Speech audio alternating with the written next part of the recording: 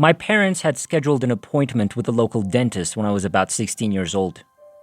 At the time, my parents had been sent to him by my boyfriend's parents, and they believed he was a wonderful dentist.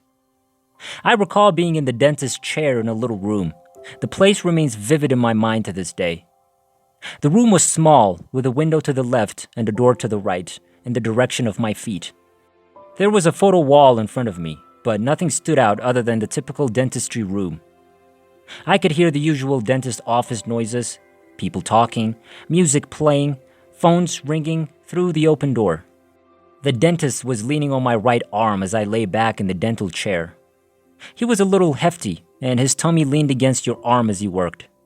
I'd never had nitrous oxide administered to me before having dental work done, but he did it for all his patients before injecting them with Novocaine in the mouth, to try to relax them before the needle was displayed. I'd gone to the dentist many times before for routine checkups, and this time, he needed to numb my jaw to insert a filling. I'm not afraid of having my teeth worked on, and to this day, can nearly fall asleep at the dentist. I recall him talking to me about the gas and asking whether I was okay with it, and I thought, why not? My boyfriend had told me the dentist did this for him, and he thought it was a cool feeling. It made your voice sound like Donald Duck, and you got a buzzy feeling that makes you feel good. He took out the mask and placed it over my face. I took a few deep breaths of the gas, and the hardest thing to explain, I was no longer reclining in the dentist's chair, but looking down on myself. It appeared that time was not an issue here. In fact, it took me a long time to pay attention to what I was seeing. I recall staring down from the room's corner, near the door, at the edge of the ceiling. I had the impression that I was stuck at the edge of the ceiling, just there. I didn't bother to check to see if I had a body or anything. The view of the room was soft and foggy past the room's boundaries, as if the space was solid, but not actually. I could gaze down at this person who was sitting in a dentist's chair. The bulky dentist was leaning on her right arm, his hand on the mask, which he was holding over her lips. I couldn't hear anything. It was almost like seeing a silent black and white film. The video camera was mounted on the ceiling in the corner of the room, and the door to my left was practically touching. I don't know how long I stood there looking down on this spectacle, but I wasn't bothered about anything. It appeared to be watching TV, indifferent and unconcerned. I'm not sure how long I stayed at this vantage point, but it wasn't long. It will look like this when I try to set a time frame for this event. As you read this, start timing your cognitive process and then slow it down. I read slowly, as if in a dream, but I remember the scene as it unfolded. Almost every single detail is fresh in my mind. I had enough time to feel like I was suddenly there. I recall staring at the scene below, inspecting the room and the dentist, sort of like a detached wonder. Like, how cool? What's this? I began to try to figure out what was going on and where I was. Then I felt a presence close by. The presence asked me to glance around and concentrate. I didn't want to, and began to turn and look at the being next to me before being gently turned back to the side and instructed to focus. Sort of like a toddler being asked to focus. I was advised to do something about the scene, to remove the girl's mask. I didn't think she was in any danger, and I didn't think I needed to do anything. Kind of like a toddler wondering why. I don't even know who she is. Why did they intervene? She appeared to be okay. I was told to concentrate and remove the mask. The urgency, or thoughts from this other person, became difficult to ignore, and I began to feel compelled to do as I was told. Look at the girl, I said to myself. Remove the mask. Take a look at her. Remove the mask. I had to be told to focus because I didn't identify her, and she didn't appear to be in any difficulty. The urgency became too much for me to ignore, and I began to concentrate. Then I realized, wasn't I meant to be in a dentist's office? What exactly is going on? Who are these people I'm keeping an eye on? Is the girl all right? I was stunned when I looked at the woman. I remembered that I was scheduled to be at the dentist. I'm looking at a girl my age sitting on a dentist's chair. I felt compelled to assist her. Then I sensed this being next to me, telling me to concentrate on me, doing something to help her. I didn't feel like I could assist her because I was watching a scene. For some reason, I didn't feel like I could touch anything. The entity kept asking that I concentrate and look at the scene. I obeyed, but in a disconnected manner. Time was passing, if you can call it that. Would you keep the watch going if you timed your thoughts while you continued to read this? The entity kept pressing me to concentrate, and I did, under growing pressure to look and then act.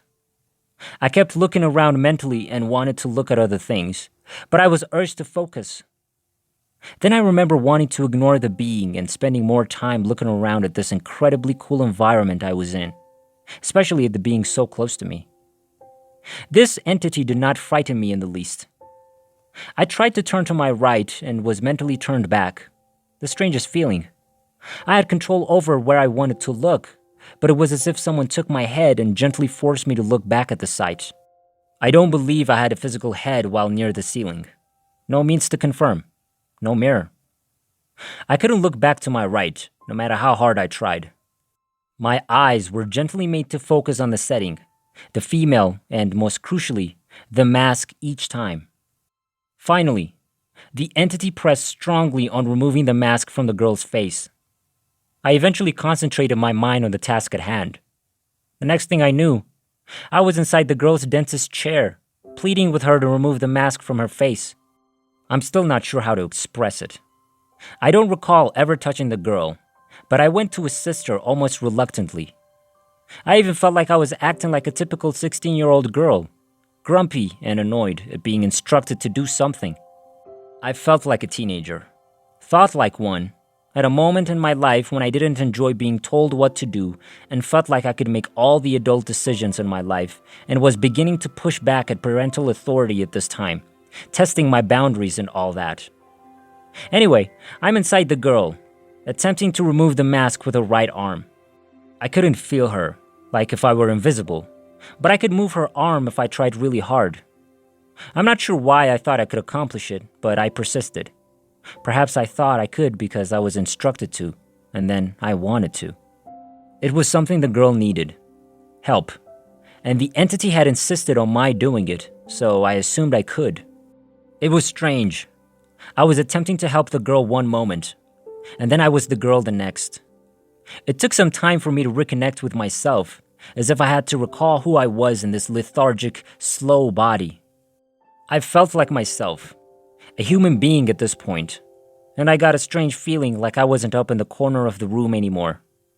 Everything had returned to normal, but I knew something strange had just happened that I couldn't explain. I don't recall any popping or sliding back into my body. Just the notion that I needed to aid this girl began to move down to her, and my perspective immediately changed to in her. I couldn't feel her physical body, but I could pull her one arm with both of my hands without actually touching her. It's hard to put into words. My hands had the capacity to shift her energy because I was energy. I recall pulling her right arm from behind his tummy and making a strong effort to remove the mask from her face. The bizarre thing was that I was lying inside the girl, attempting to convince her to move her arm, and my arm kept floating out of hers.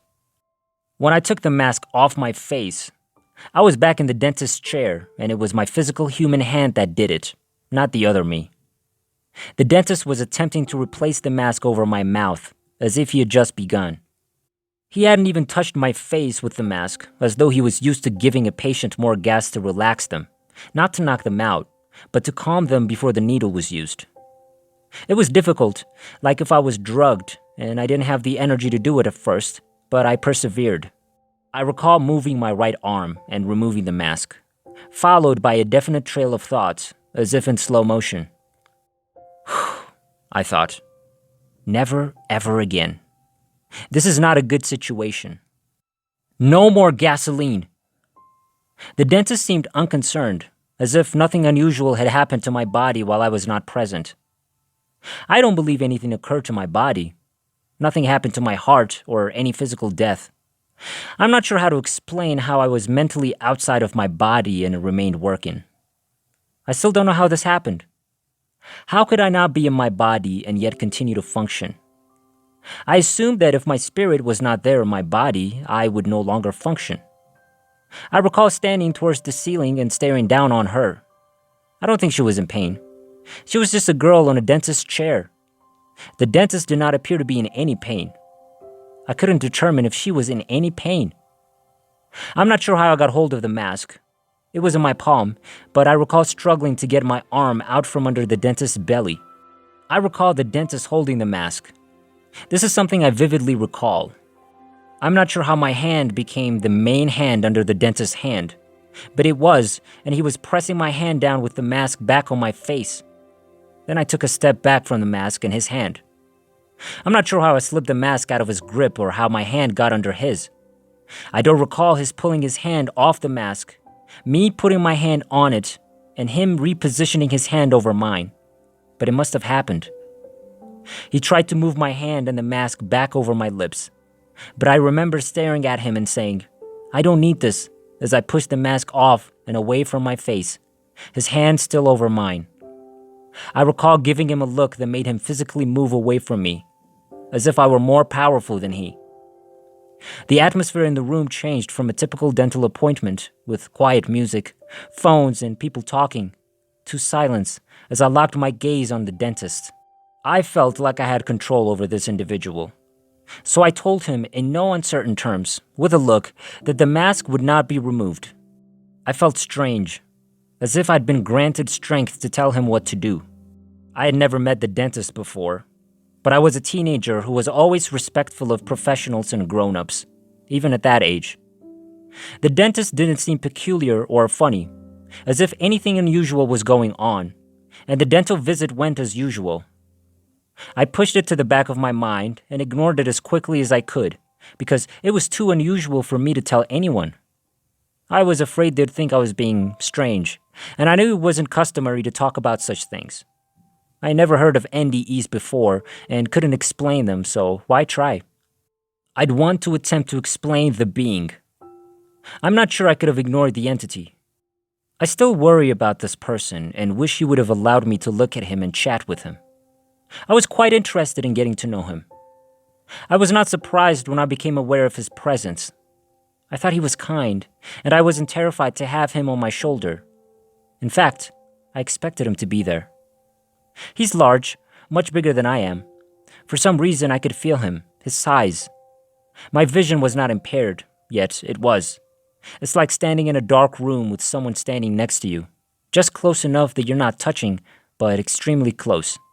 I'm not sure how to describe this portion. I could sense his presence and mentally feel that he had features, but I couldn't see anything with my eyes. But I could sense him with my mind, which was odd, since if I wasn't in my body and my brain was in my body, how could I think outside of my body, let alone utilize my brain to map out the features of someone I couldn't see? I had the unmistakable impression that I was myself, not a dream. Absolutely not a dream.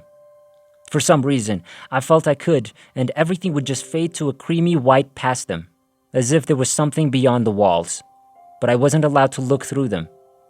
I took the circumstance at face value, as if it were usual to be out of my body, talking to this creature, and did not question the individual being near me, as if that is where he's supposed to be all the time. I've always felt this being near me. He comes and he goes. The feeling that he's there. Just accepted. He acts as sort of guardian. He's present during times of stress or need, helping me make good judgments and be kind, caring, and good. Sort of like an invisible father. I felt him quite close to me while I'm making difficult decisions. I even felt his hand on my right shoulder, twice. Very massive hand, to stop me from uttering unpleasant things. I'm not sure how this is possible. I'm not sure how an invisible hand can touch me. This entity defies explanation. I wasn't terrified of the being, and he was communicating with me through my thoughts. With my ears, I couldn't hear him. I told myself to focus on the girl. I couldn't concentrate since it was like watching TV. And after a while, I kept wanting to turn around to my right to see what was prompting me to look at the female. I was drawn to it because it reminded me of a man. but I never finished turning since it urged me to focus on the mask on her face and remove it. I found this uninteresting, and it kept pushing me to concentrate on the female. I'd want to emphasize that time was not a consideration in the circumstance. I was in the dentist's chair one moment and looking down on this view the next. There were no sounds of my body leaving or sensations of moving from one location to another. The amount of time spent in this other place watching the scene below was difficult to quantify. If I tried to explain the time factor, I'd have to explain how long it takes to think of anything, and the next thought, and so on, trying to explain how many thoughts equals so much time. How difficult it is to put a beginning or end to the time frame. It wasn't scary or unusual when I initially felt myself approaching the ceiling. It was merely regular. This was something I should have expected, or that I didn't have to be afraid of the scenario. It's fine. Fear of the unknown did not play a role. I did feel strange, as if I didn't know what I was doing here. I began to glance around. I was able to see, but I don't recall looking at myself. I felt as if time had stopped. I wasn't afraid to be where I was at the moment. What was happening had only started to make me think. How cool. I was attempting to focus on what was in front of me. Then I sensed this close presence off to my right. It wanted me to concentrate on the girl, but I didn't want to, because I'd already focused on her, the dentist, and the items below me. I needed to take a look around. The edges of the walls were visible, yet they were not solid like holograms.